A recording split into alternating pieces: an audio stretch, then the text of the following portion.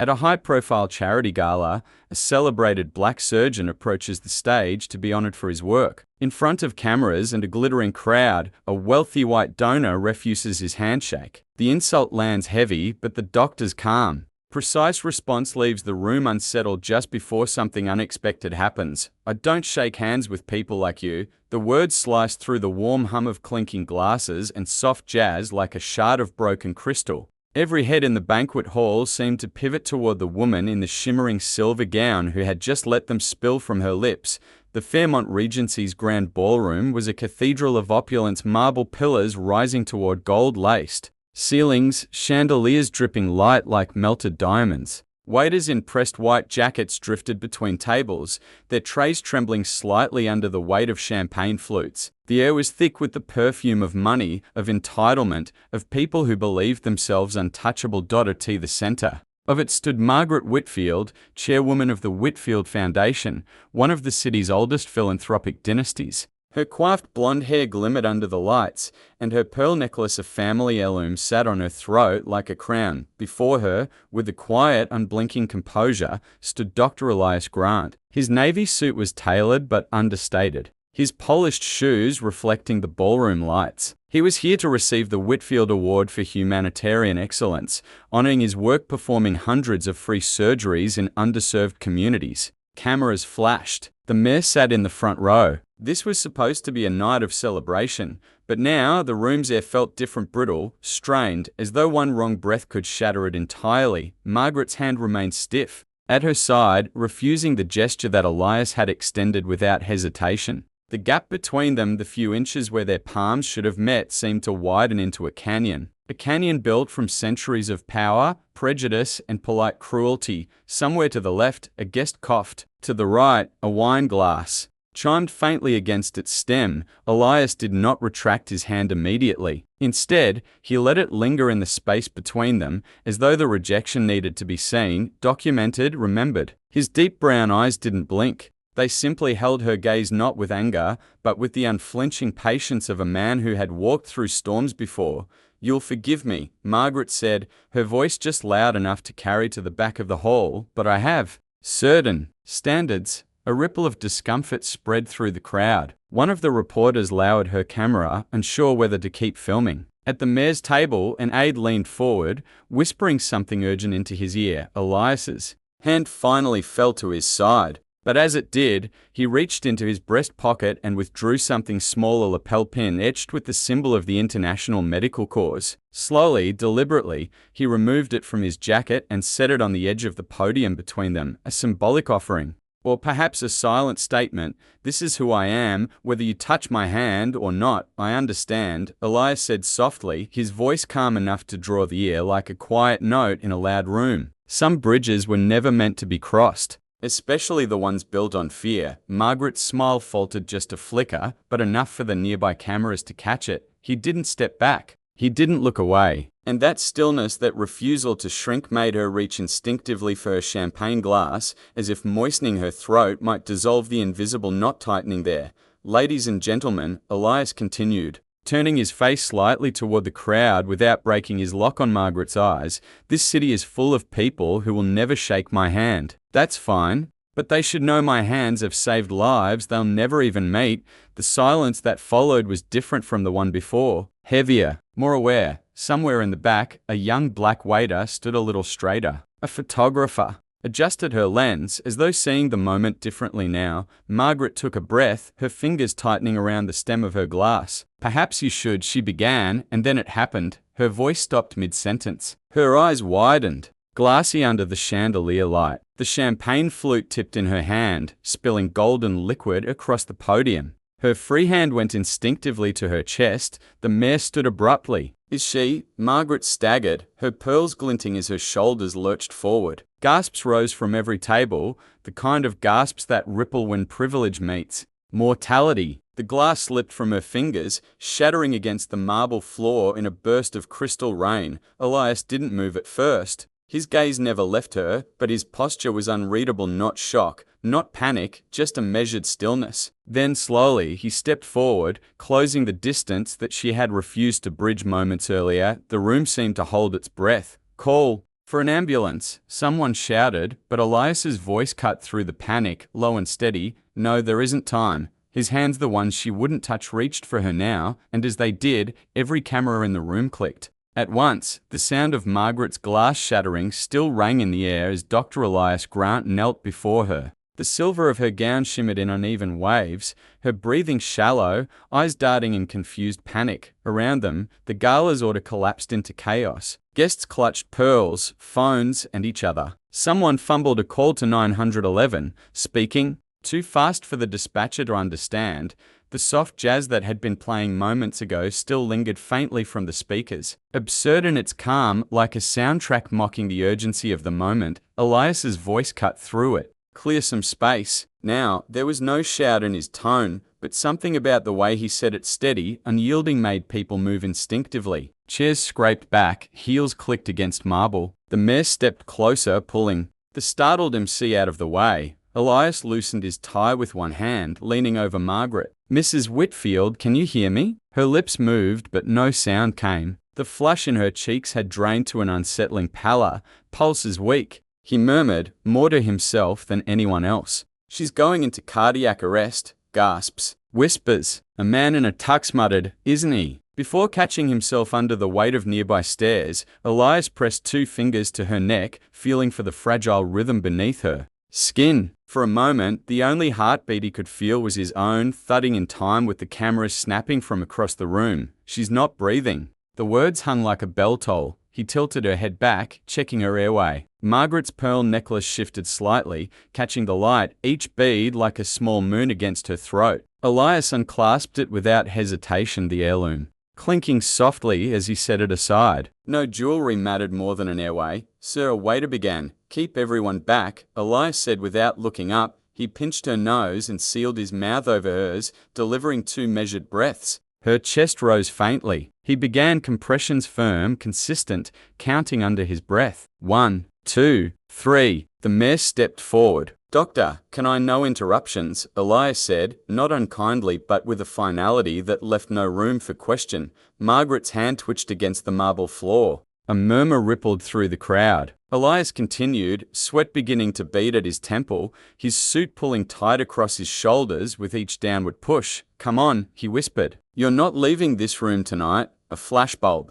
went off, bright and intrusive. He ignored it. All that mattered was the faint resistance returning under his palms, the fragile echo of life stirring again. On the 27th compression, she coughed. It was weak, rasping, but enough to make Elias pause and tilt her head to the side. A thin line of champagne-tinged saliva trailed from her lips to the floor. Her eyes fluttered open, disoriented, glassy, but open. "You're okay," Elias said quietly, his tone stripped of anything performative. "Just truth. Stay with me." Margaret blinked up at him, confusion mixing with something else, something that looked almost like fear, but not of dying. Fear of something harder to face. He checked her pulse again. Stronger. Still irregular, but stronger. Relief flickered through his features before he masked it behind professional focus. "Paramedics are on their way," a voice called from the back. "Good," Elias replied. "Tell them she'll need cardiac monitoring and probable admission for observation."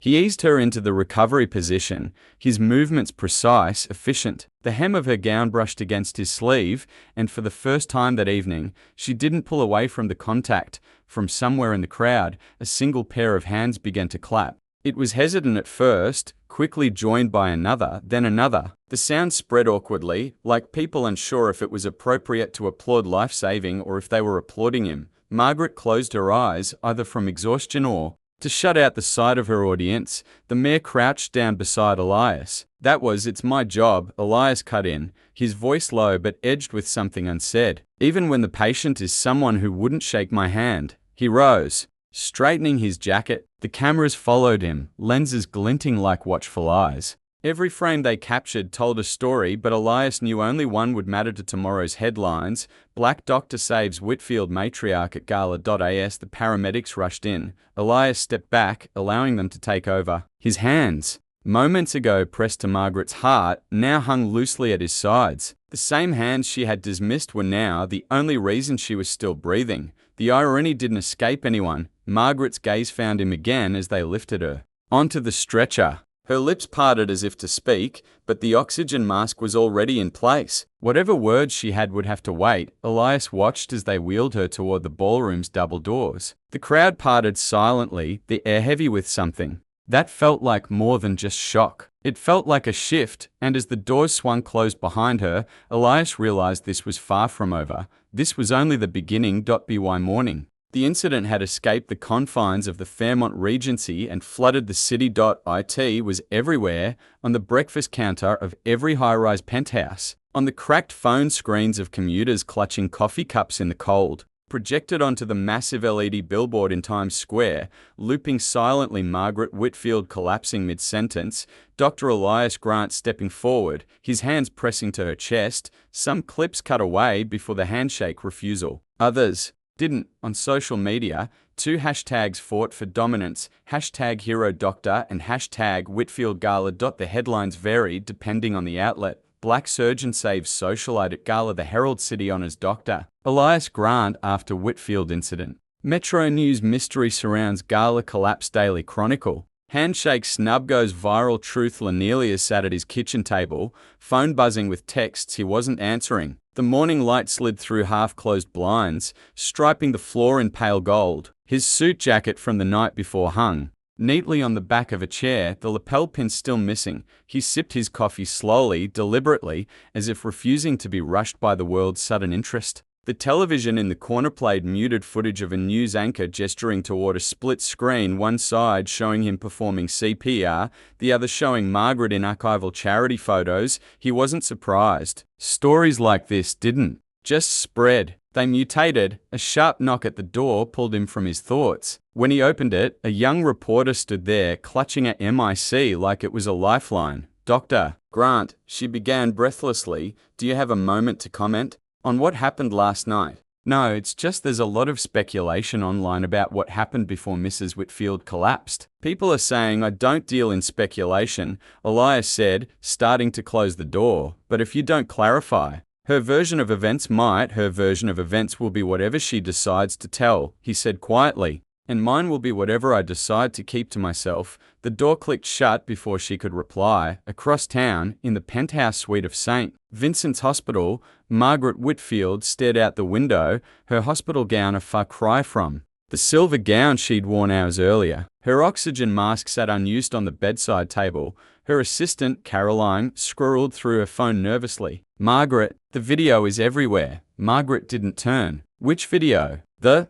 one from the gala." "The handshake." Margaret's jaw tightened. "It was a misunderstanding. Millions of people don't think so. I collapsed. I could have died," Margaret said sharply. That should be the only story. But even she could hear the doubt in her own voice. By noon, talk shows were dissecting every angle. One segment replayed the moment frame by frame: Margaret's refusal, Elias's stillness, the symbolic placement of the lapel pin. A body language expert described Elias as calmly authoritative and Margaret as defensive and dismissive. In living rooms and office break rooms, debates flared. Some defended Margaret, insisting she had the right to shake hands with whomever she pleased. Others condemned her, seeing the moment as a clear display of prejudice. Elias avoided them all. He spent the day at St. Augustine's Clinic, moving through patient rounds as if nothing had changed. But everywhere he went, eyes lingered on him a second too long. Nurses smiled wider. Patients whispered after he passed Dot in the break room.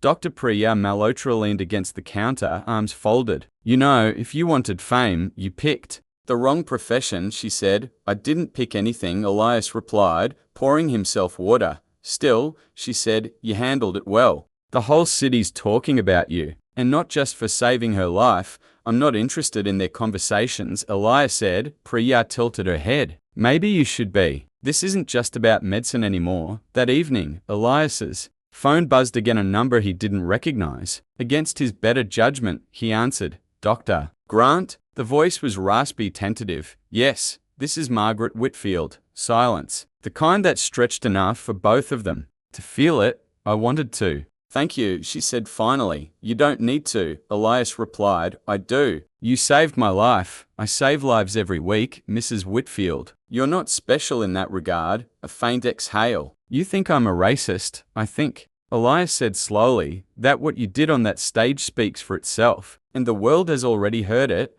I made a mistake, she said, her voice tightening. But if we don't control the narrative, this will destroy me. My family's work, our foundation, Elias almost laughed. Control the narrative? Mrs. Whitfield, the narrative was never yours to control. Not anymore. Before she could respond, he ended the call, but even as he set the phone down, Elias knew this wasn't over. Margaret was a Whitfield, and Whitfields didn't just fade quietly from public life. They fought, clawed, and twisted reality until it bent back in their favor, somewhere in her hospital room. She was already deciding her next move, and somewhere deep inside him, Elias knew he'd have to decide because saving her life had tied them together not as allies, but as opponents in a battle neither had planned for.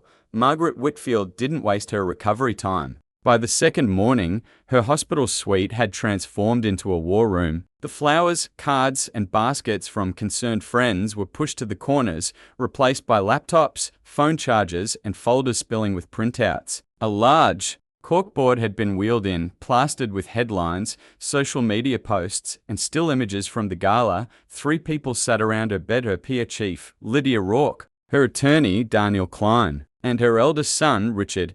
This story is spiraling, Lydia said, scrolling through her tablet. The footage is being interpreted as racially motivated. We can't erase the video, but we can reframe it. Margaret's voice was still hoarse, but her tone had lost none of its steel. Then do it. Daniel leaned forward. We'll need a plausible reason for the handshake refusal. Something that feels personal, not political. I'm a germaphobe, Margaret said flatly. Lydia shook her head. Too generic. People will fact check. We need something more humanizing. A prior injury? A sudden dizzy spell? Margaret's eyes narrowed. I had no idea who he was. I thought he was a stranger interrupting the ceremony.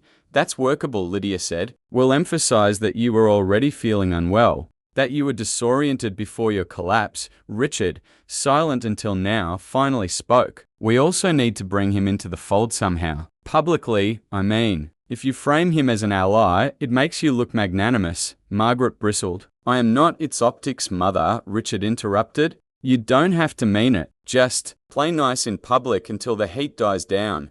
Margaret didn't like the taste of it, but she understood power, and power wasn't about truth, it was about perception. By midday, the first wave of articles appeared. Whitfield speaks. Dr. Grant saved my life. City Journal socialite denies racial motive in handshake incident. The Metro Post. I was already ill. Margaret Whitfield says Capital News. The shift was subtle, but clear. The narrative wasn't erasing the handshake refusal. It was diluting it, framing it as a misunderstanding born of illness.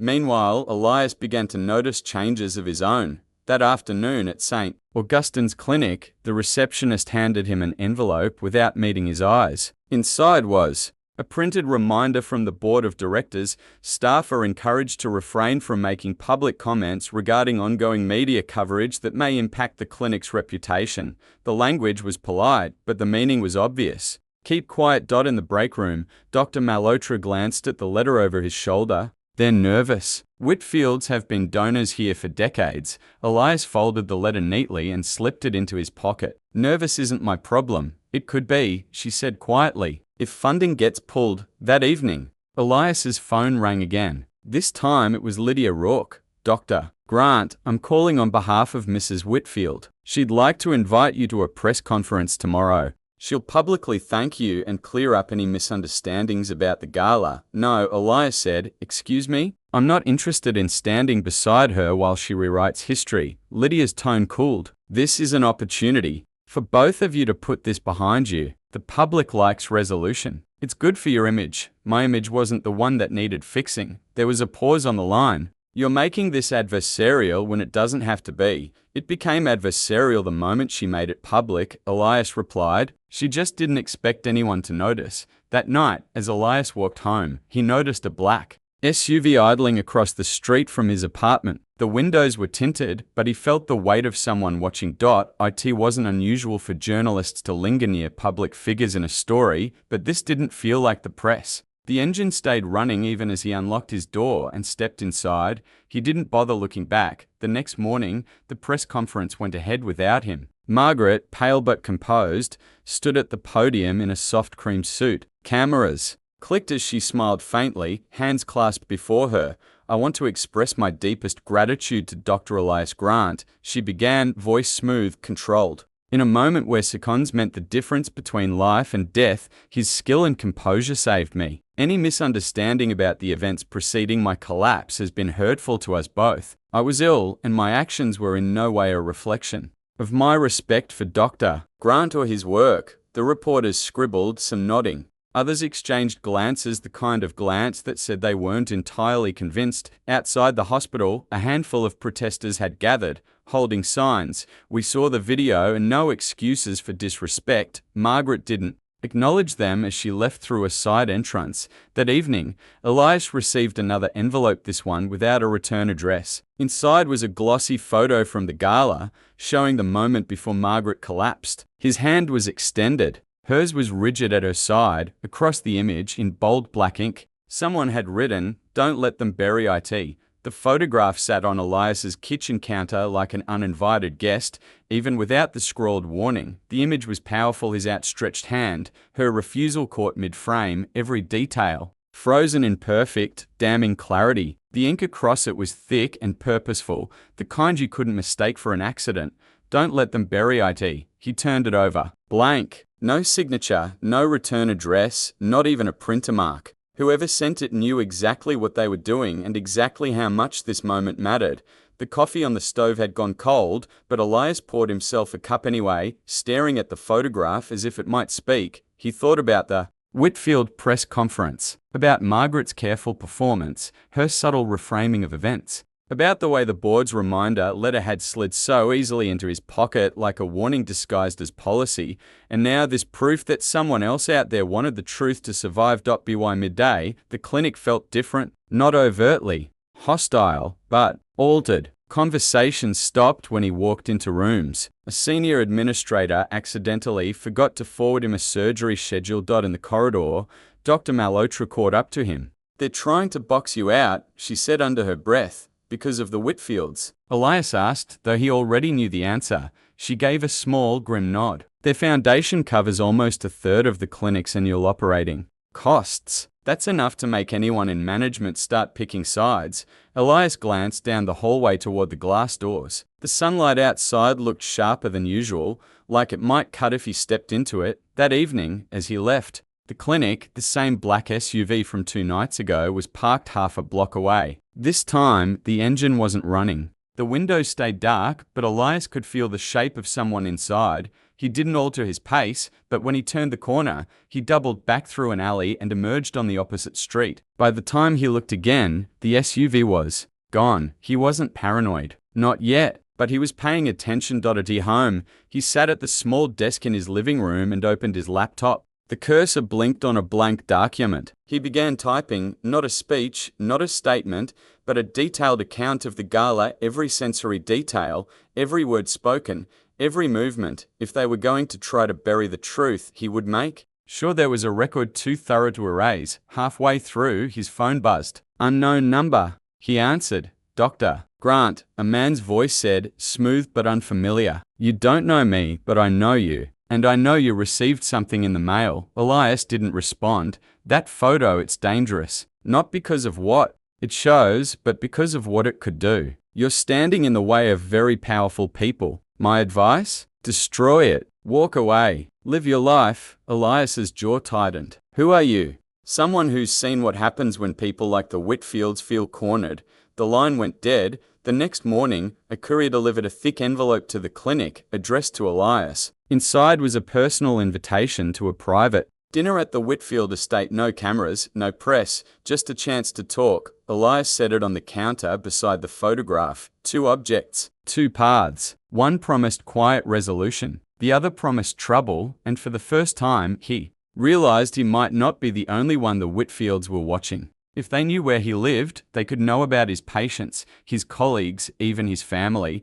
The weight of that truth pressed on him heavier than any headline. That night, he took the photograph out to his balcony. The city lights below glittered like 1,000 small, watching eyes. He held the image up against the skyline, letting the inked words catch the glow. He could burn it, end the noise, keep his job, his safety, his routine, or he could hold on to it. Speak, risk everything. A siren wailed somewhere in the distance. Elias slipped the photograph back into its envelope and locked it in his desk drawer. He wasn't ready to decide. Not yet, but he knew one thing for certain. The Whitfields weren't going to stop, and neither eventually would he. The hospital auditorium had been transformed overnight. Rows of chairs stood in perfect alignment. Microphones bristled like metallic weeds on the long table, and the logo of St. Hartwell Medical Center loomed in crisp blue above it all. It smelled faintly of disinfectant, mixed with the tang of freshly brewed coffee, an attempt, perhaps, to make the setting seem less hostile. Doctor Miles sat alone in a side room, his white coat hanging from a hook behind him.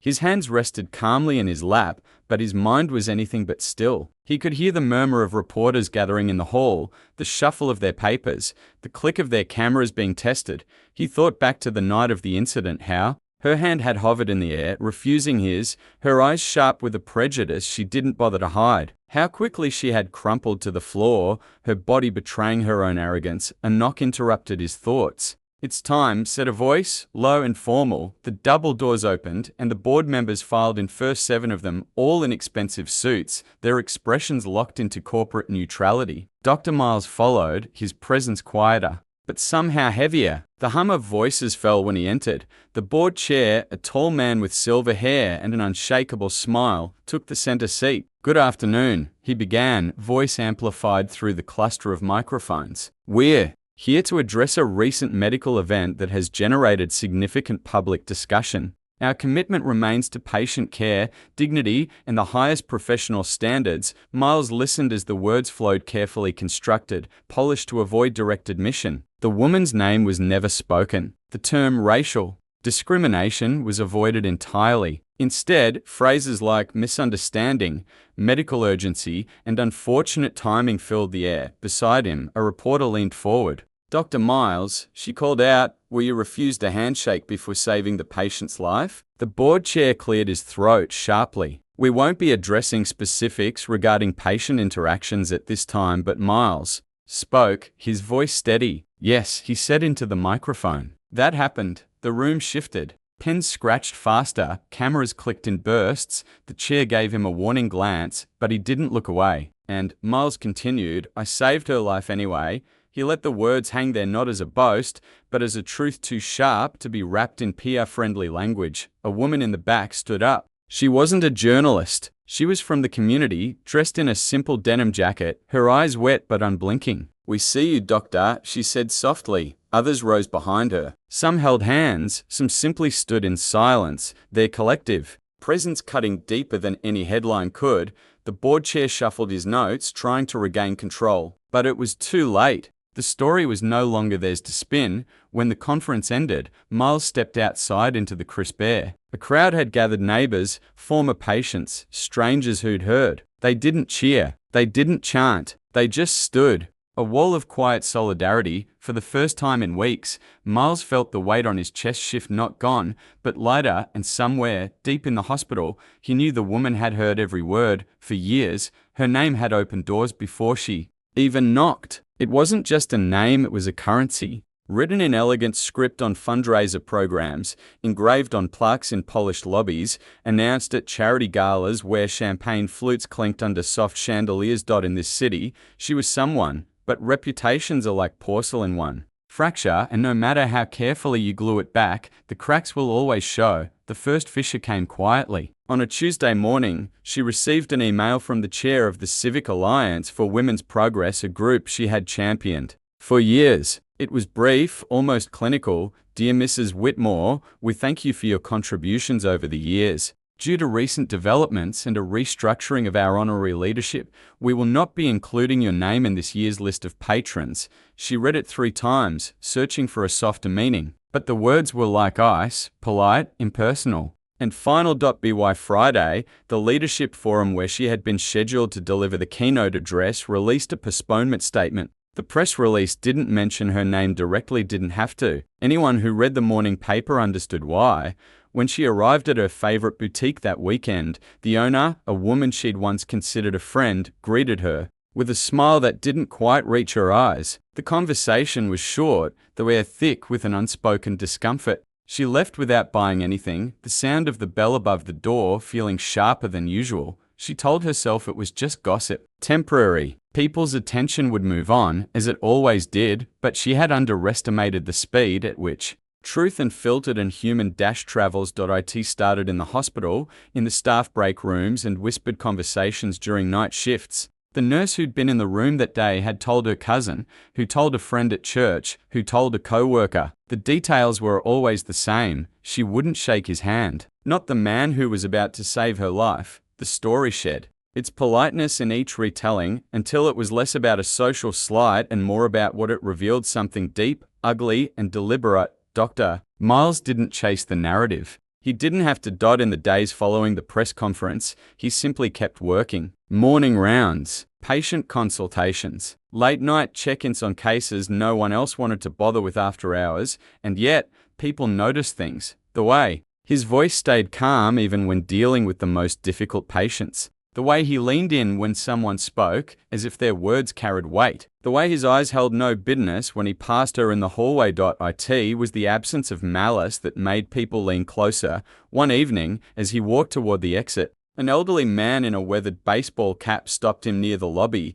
"You didn't let her take you out of your character, son," the man said, his voice steady but warm. "That's how you win. Not by shouting louder, by standing taller." Doctor Miles gave a small nod. "Thank you, sir," the man smiled. "Don't thank me. Just keep being the man you already are." From her private recovery suite, she watched all of this. She saw him cross the hospital parking lot one afternoon, his coat catching the wind just enough to make him look as though he belonged in some quiet cinematic moment. A small crowd waited outside, not reporters this time, but patients and their families. They greeted him with gratitude that couldn't be faked. She recognized the look in their eyes. It was trust, and it burned her, because trust was something she once commanded easily. Now it was slipping through her fingers. Home. The phone kept ringing, but the voices on the other end weren't the warm greetings she was used to. They were brittle, cautious. "Margaret, there's something I need to ask you," one woman began hesitantly. "Is it true? About what happened with the doctor?" She would pause, choosing her words like weapons. People loved to twist things, yet the calls kept coming, each one leaving her a little more exhausted. Her husband tried to console her. "These things pass, Margaret. Just keep your head high." But she knew this was different. This wasn't just scandal. This was a shifted turning of the tide. And tides don't ask permission before they pull you under. Still, she wouldn't apologize. Couldn't. Her pride was a fortress she had spent decades fortifying. Every admission of wrongdoing was another stone loosened, and she wasn't ready to watch the walls crumble. But fortresses don't fall all at once. They fall stone by stone, and deep down, she could hear the first one starting to hit the ground. The boardroom smelled faintly of polished wood and bitter coffee, a place where decisions were dressed in suits and spoken in coded language. Next, on the agenda, the chairman began, clearing his throat, "Is the matter regarding recent incidents involving patient-doctor interactions." Everyone knew what that meant. The air thickened. Dr. Elijah entered last, his calm steps echoing against the tile. He carried a single leather folder. He didn't sit immediately. He let the silence settle, scanning the faces in the room. Some avoided his gaze. Others looked at him with a mix of guilt and curiosity. Across the table, Margaret sat in a stiff navy dress, her pearl necklace perfectly aligned. She tapped her pen against the table, refusing to look at him. "Elijah," the chairman said, trying to sound neutral, "you've requested to address the board?" "Yes," Elijah said, his voice steady, "and I suggest we keep the minutes clear. This will be part of the record." He opened the folder slowly, pulling out a printed transcript. "This is from their security feed on the morning of March 4th. Margaret's shoulders tightened. Elijah pressed the small black remote in his hand. A wall-mounted screen flickered to life, playing grainy footage. Margaret standing in the Elijah extending his hand, her recoiling with a disgusted twist of her mouth. The board watched in silence as the moment replayed his steady gaze, her dismissive words, her voice on the recording. "I don't shake hands with your kind." The room froze. Someone coughed. Another shifted uncomfortably in their seat. This. Elijah said, letting the words hang, was followed by a collapse, one that required immediate care, which I provided despite the insult. Margaret's pen dropped onto the table with a sharp click. "This is taken out of context," she said, her voice trembling slightly. "I was unwell, context." Elijah's tone didn't rise, but the weight of his stare was unshakable. "If your health was failing, perhaps it was your prejudice. That needed treatment first." The chairman cleared his throat, clearly wishing he could vanish into the table. "Margaret, this is concerning." Margaret's eyes darted around the table. "I have served this hospital for 22 years. My reputation is only as strong as the truth behind it," Elijah interrupted gently. "And the truth doesn't vanish when we refuse to look at it." One of the younger board members, a woman with sharp glasses and sharper instincts, leaned forward. "Dr. Elijah, what do you suggest we do with this information?" Elijah closed the folder. "I'm not here for revenge. I'm here because institutions crumble when they protect arrogance over accountability. I saved her life. But this," he gestured toward the screen, "can it happen again to any patient, visitor, or staff?" The room was still. Somewhere in the corner, the old wall clock ticked, marking each second of their discomfort. Margaret finally spoke, her voice thin but defiant. "You think you've won something today, doctor? This hospital needs people like me." Elijah stood. "No, this hospital needs truth, and people willing to face it." The chairman looked from Elijah to Margaret, as if the weight of the decision in front of him was heavier than his years. "We'll review this formally. The meeting is adjourned." As the members stood and gathered their papers, Elijah didn't look at Margaret again. He didn't need to. Her silence was already louder than any insult she had ever thrown at him. But deep down, Elijah knew this wasn't over. It began quietly, as these things often do.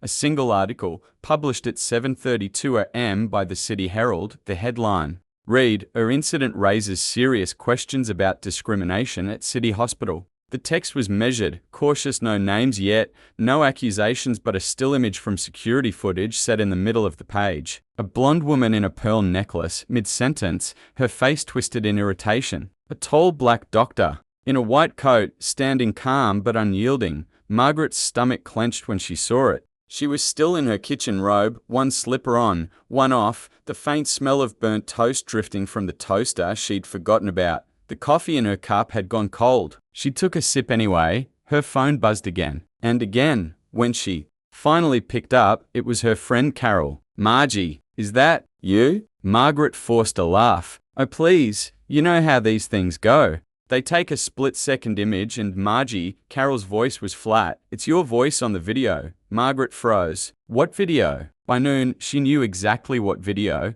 2 more news outlets had picked up the story, and one of them had obtained the full, unedited security footage. They didn't blur faces. They didn't cut the audio. Her voice rang out, clear and unmistakable.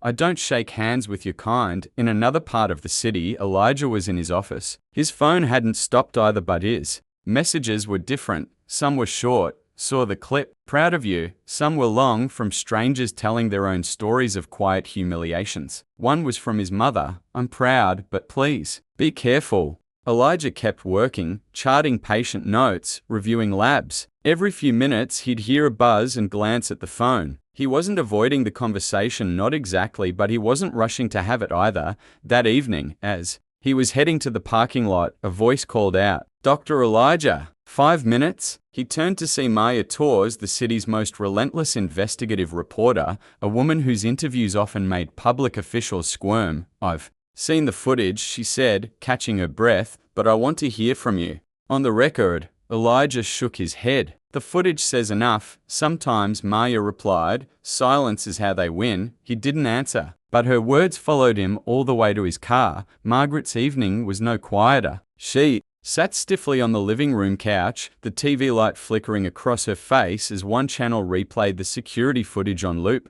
Every time her own words came through the speakers, she flinched. Richard, her husband, stood in the doorway, arms folded. "You told me you were misquoted." "I was," she snapped. "You don't know how they twist things, Margaret," he interrupted. "That's your voice." The silence that followed was heavier than the words. By the next morning, the hospital board issued a statement: "We do not condone discriminatory behavior." A full review is underway. They didn't name her, but everyone knew. By lunchtime, Protesters had gathered outside the hospital entrance. Some held signs with her words printed in bold. "I don't shake hands with your kind." Others carried banners. "Accountability now. Dignity is not optional." Their chants were steady, relentless. Elijah arrived for his shift through a side door, but he could still hear them. Each voice outside was an echo of every time someone had chosen silence instead of confrontation. Around 2 p.m., he found an envelope slipped under his office door. No name. Inside, a single sheet of paper carefully folded. "Thank you for standing up. You saved more than one life that day." There was no signature, but the handwriting was precise, deliberate, as if the person who wrote it had been waiting years for someone to act. That night, Maya's segment aired on the 8 p.m. news. She didn't dramatize it. She didn't shout. She let the footage roll, let the audience hear Elijah's calm voice and Margaret's sharp dismissal. Then, she looked straight into the camera and said, "In a city where trust in institutions is already fragile, moments like this are more than personal, they're systemic." The question is, will anyone do more than just watch? By the time the segment ended, Margaret's phone had stopped ringing. Not because people had forgiven her, but because they'd decided who she was. At midnight, Elijah sat alone in his apartment. The city lights flickered through the blinds. His phone lay face down on the table, silent now. He knew tomorrow would bring more noise, more strangers debating what his story meant, what his dignity cost, whether this was about one person or an entire system. But for tonight, there was only the quiet hum of the refrigerator, the distant murmur of traffic, and the knowledge that once truth is seen, it cannot be unseen. The rain outside had stopped, leaving the city soaked and gleaming under the morning sun. From the top floor of Mercy General Hospital, the world seemed quieter, slower, except in the private waiting room where Margaret Whitfield sat hunched, hands trembling in her lap. Her expensive silk scarf hung limp around her neck, the bold colors now muted by exhaustion. Her eyes were red, not just from tears, but from the weight of the last 12 hours. The door opened softly. "It was him. Doctor." Elijah Carter stood in the doorway, still in his scrubs, the faint scent of antiseptic and rain following him in. His posture was steady, calm, exactly as it had been when she first refused his hand. But now there was something else in his eyes. Not pity, not triumph, something deeper. Margaret's voice cracked. "Is she?" He walked closer, setting a chart down on the small table beside her. "She's stable," he said evenly. "The surgery went well. She'll need rest, therapy, but she's going to recover." Margaret covered her face with her hands, shoulders shaking. Relief came first, then shame. It was the kind of shame that burned hotter than fear, the shame of knowing the very person she had humiliated had saved her daughter's life. I don't know what to say," she whispered. Elijah sat across from her, his movements deliberate. "You don't have to say anything," but she did. She needed to. The words scraped her throat on the way out. "I was wrong." The admission hung in the air like a fragile glass ornament. One wrong move and it would shatter. He studied her for a long moment, his face unreadable. She searched for anger in his eyes, but found none. "When I came into that gala last night," she continued, "I thought I knew the kind of man you were. I thought I was protecting myself." "From what?" His tone was calm, but there was weight behind it. She swallowed hard. "From change. From the idea that someone like you could be better than me." The truth was ugly, but it was hers. Elijah leaned back, his gaze steady. "Margaret, I didn't need your handshake last night. I didn't need your approval. What I needed was to do my job. And tonight, I did it not because of who you are, but because of who I am." His words landed like a quiet gavel strike in a courtroom final, unarguable. Margaret's chest tightened. She thought about her daughter lying in recovery, alive because of him. About the years she had spent holding on to her father's bitter beliefs, wearing them like inherited jewelry. "I can't undo what I said to you," she murmured. "But I can start by not saying it again. To anyone." He nodded slowly. "That's a start." Silence filled the room again, this time softer. She realized he wasn't going to humiliate her. He wasn't going to rub her face in her defeat. He was giving her something rare, a dignity, even when she hadn't earned it. Margaret stood, hesitating for only a moment. Then she extended her hand. It was the same hand she had pulled away from him less than 24 hours ago.